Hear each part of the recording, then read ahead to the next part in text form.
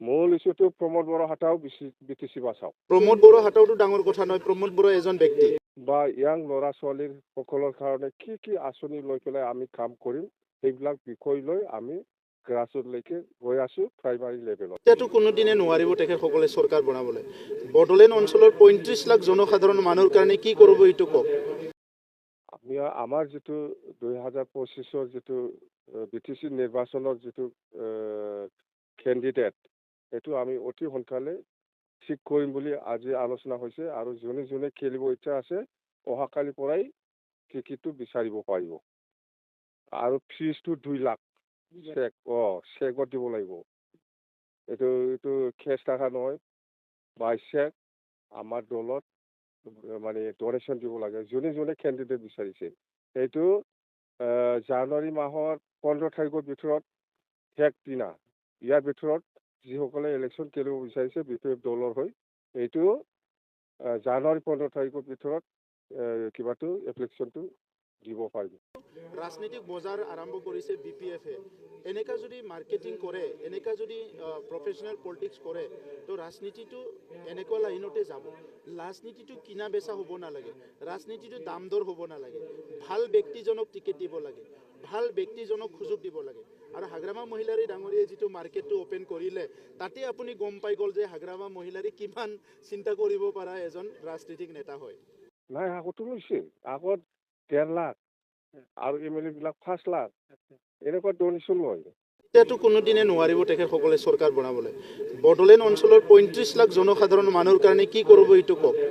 প্ৰমোদ বড়ো হাতাওতো ডাঙৰ কথা নহয়। প্ৰমোদ বড়ো এজন ব্যক্তি, কিন্তু BTCৰ 35 লাখ জনসাধাৰণৰ কাৰণে কি কাম কৰিব, শিক্ষাৰ ক্ষেত্ৰত কি কৰিব, অৰ্থনীতিৰ ক্ষেত্ৰত কি কৰিব, সামাজিক ক্ষেত্ৰত কি কৰিব, এই কথাবিলাকে তেখেতসকলে ক'ব লাগিব। আৰু BPF-ৰ তাত মই ভাবোঁ অহা 50 বছৰতো BTR অঞ্চলৰ 35 লাখ জনসাধাৰণৰ আগুৱাই নিয়াৰ পৰিকল্পনা কৰিব পৰা মানুহ আৰু নাহিব BPF-ৰ। এইটো ৰাজনৈতিক বজাৰ আৰম্ভ কৰিছে BPF-এ। এনেকা যদি মাৰ্কেটিং কৰে, এনেকা যদি প্ৰফেশ্যনেল পলিটিক্স কৰে, তো ৰাজনীতিটো এনেকুৱা লাইনতে যাব।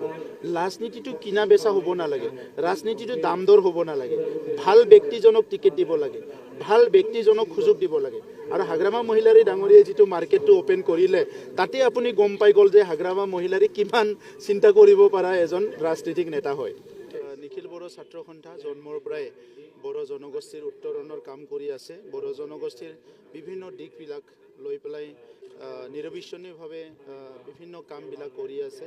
আজিও নিখিল বড়ো ছাত্ৰ সন্থাই বড়ো সমাজৰ সংস্কাৰৰ কাৰণে, বড়ো সমাজৰ বিভিন্ন সমস্যাবিলাক সমাধানৰ কাৰণে মাত মাতি আছে, কাম কৰি আছে। মই তেখেতসকলৰ সদায় এটা ভাল পৰিৱেশৰ কাৰণে ভগৱানৰ ওচৰত প্ৰাৰ্থনা কৰিছোঁ আৰু ধন্যবাদ জনাইছোঁ। বিশেষকৈ আৰু 11 দিন পিছত এটা নতুন বছৰ আহিব আৰু এই নতুন বছৰত আপোনাৰ আচলতে পৰিকল্পনাই হওক বা আপুনি যথেষ্ট চৰকাৰৰ নিৰ্বাচন আহিব, কেনেধৰণে আগবাঢ়িব? নতুন বছৰত মোৰ জীৱনৰ ডাঙৰ এটা আশা পূৰণ হ'বলৈ গৈ আছে। পুৰণি বছৰত অহা 30 ডিচেম্বৰত আমাৰ বড়োলেণ্ড অঞ্চলত বসবাস কৰা সকলো জাতি জনগোষ্ঠীৰে এটা ভিজন ডকুমেণ্ট আমি ৰিলিজ কৰিবলৈ গৈ আছোঁ। আৰু সেইটো মোৰ দীঘলীয়া এটা সপোন আছিলে যে যি সময়ত আমি সংগ্ৰাম কৰি আছিলোঁ সেই সময়ত মই বুজি পাইছিলোঁ যে এটা জনগোষ্ঠীয়ে নিজৰ জনগোষ্ঠীৰ সমস্যাবিলাক সমাধান কৰিব লাগিলে কিমান সংগ্ৰাম কৰিব লগা হয়। এতিয়াও বিভিন্ন জনগোষ্ঠী আছে আমাৰ অঞ্চলত, সেই জনগোষ্ঠীবিলাকে নিজৰ সৰু সৰু সমস্যাৰ কাৰণে সংগ্ৰাম কৰি থাকিব লগা হয়। বিভিন্ন নেতাবিলাকৰ ডোৰ টু ডোৰ যাব লগা হয়, চৰকাৰী ঘৰত যাব লগা হয়। এইবিলাক লৈ পেলাই এটা ভিজন ডকুমেণ্ট আমি তৈয়াৰ কৰিছোঁ, যুগুত কৰিছোঁ। এইটো অহা 30 তাৰিখত ৰিলিজ কৰা হ'ব। আৰু নতুন বছৰত আমি বহুতখিনি পৰিকল্পনা লৈছোঁ। 4টা বছৰত BTR চৰকাৰখনত যিখিনি আমাৰ চিন্তা আছিলে প্ৰায় 4টা বছৰত আমি কৰি পেলাই কমপ্লিট কৰিলোঁ। মেইনটো হৈছিলে শান্তি প্ৰতিষ্ঠা কৰা, এইটো হৈ গ'ল, এইটো বহুত ভাল লাগিছে। আৰু ঈশ্বৰৰ ওচৰত প্ৰাৰ্থনা কৰিছোঁ বড়োলেণ্ডত যাতে অশান্তি পুনৰ ঘূৰি নাহে। নিৰাপত্তাৰ কথা আছিলে, চবেই নিৰাপত্তা বিচাৰিছে, এইটোও হৈ গ'ল। সমন্বয়ৰ কথা আছিলে, আমি আজি 5 বছৰ আগত বা 10 বছৰ আগত বড়ো অনাবড়ো আমাৰ যিবিলাক মানুহৰ লগত যিবিলাক দাদা ভাইৰ লগত ডাঙৰ দীঘল হৈছে ইহঁতৰ মাজতে এটা ডাঙৰ গেপ আহি গৈছিলে। কিন্তু আজি 4টা বছৰত দেখিছোঁ যে চবৰ লগতো মুক্ত মনেৰে কথা পাতিছে, মুছাদিকৰ লগতো পাতিছোঁ, বেলেগৰ লগতো পাতিছোঁ। চ' তেনেকুৱা এটা ভাল এটা সমন্বয়ৰ এটা পৰিৱেশ আহিছে। চ' আৰু বাকী যিটো চৰকাৰে কৰিব লগা কাম, কেন্দ্ৰ, ৰাজ্য আৰু কাউন্সিল, এই কামখিনিও আমি খুব সঠিক পথত আনিব পাৰিছোঁ।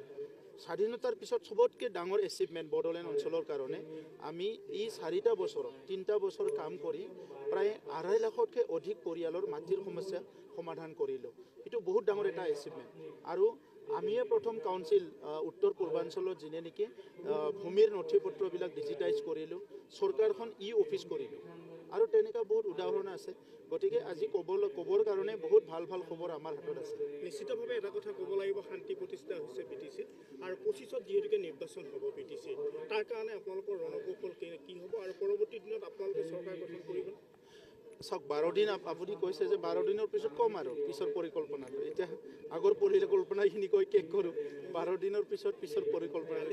BPF-ৰ CWDC মিটিং হৈছিলে, তাতে তেওঁলোকৰ প্ৰধান ইছ্যু প্ৰমোদ বড়ো হটাও BTC বাচাও, এই শ্লোগানেৰে তেওঁলোকে আৰম্ভ কৰিছে। তেতিয়াতো কোনোদিনে নোৱাৰিব তেখেতসকলে চৰকাৰ বনাবলৈ। বড়োলেণ্ড অঞ্চলৰ 35 লাখ জনসাধাৰণ মানুহৰ কাৰণে কি কৰিব এইটো কওক। প্ৰমোদ বড়ো হটাওটো ডাঙৰ কথা নহয়, প্ৰমোদ বড়ো এজন ব্যক্তি।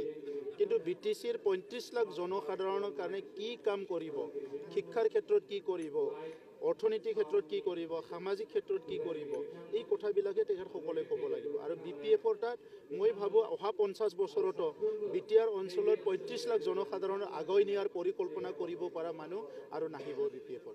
আৰু এটা কথা আপোনালোকে সোধোঁ, যিহেতুকে তেওঁলোকে 2 লাখ টকালৈ ইতিমধ্যে প্ৰাৰ্থীৰ আবেদন কৰিছে বা আবেদন বিচাৰিছে, যি তেওঁলোকে এই বস্তু খোলা কৰিছে, আপোনাৰ দলত নতুন প্ৰজন্মক প্ৰাধান্য দিয়া হ'ব নেকি? আমি নতুন প্ৰজন্মকো প্ৰাধান্য দি আছোঁ। আমাৰ বিধায়কত কোন আছে? জলেন দৈমাৰী ডাঙৰীয়া আছে, এটা যুৱ য়ং এনাৰ্জেটিক এজন ইউথ হয়। লৰেন্স ইছলাৰী ডাঙৰীয়া আছে। বহুত ইউথবিলাকে আছে আমাৰ তাত। আজি নতুন ইউথ আহিছে, বিভিন্ন জনগোষ্ঠীৰ ইউথবিলাক আহিছে, উইলছন হাজদা আছে, বহুতে আছে। চব নতুনবিলাকে আহি আছে। পুৰণিবিলাককো ৰাখিব লাগিব, নতুনকো ৰাখিব লাগিব। কিন্তু যিটো ৰাজনৈতিক বজাৰ আৰম্ভ কৰিছে BPF-এ, এনেকা যদি মাৰ্কেটিং কৰে, এনেকা যদি প্ৰফেশ্যনেল পলিটিক্স কৰে, তো ৰাজনীতিটো এনেকুৱা লাইনতে যাব। ৰাজনীতিটো কিনা বেচা হ'ব নালাগে, ৰাজনীতিটো দাম দৰ হ'ব নালাগে। ভাল ব্যক্তিজনক টিকেট দিব লাগে, ভাল ব্যক্তিজনক সুযোগ দিব লাগে। আৰু হাগ্ৰামা মহিলাৰী ডাঙৰীয়াই যিটো মাৰ্কেটটো অ'পেন কৰিলে, তাতে আপুনি গম পাই গ'ল যে হাগ্ৰামা মহিলাৰী কিমান চিন্তা কৰিব পৰা এজন ৰাজনীতিক নেতা হয়।